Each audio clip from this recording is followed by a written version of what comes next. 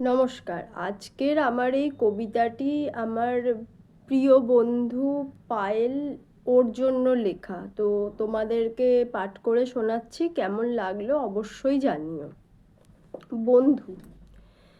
বন্ধু মানে খেলার সাথী, বন্ধু মানে খুশির ঢল। রোদ ঝলমলে বিকেল বেলায় বন্ধুর ডাক খেলতে চল। বন্ধু মানে আড্ডা দেওয়া সারাদিন খোশ গল্প।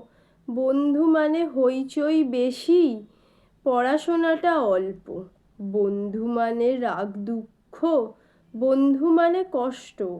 বন্ধুই রাগ ভাঙাতে এলে সব অভিমান নষ্ট।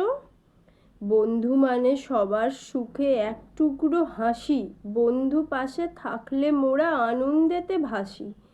বন্ধু মানে মজায় ভরা বৃষ্টি ভেজা দিন, বন্ধু মানে সবাই মিলে আনন্দেতে লীন।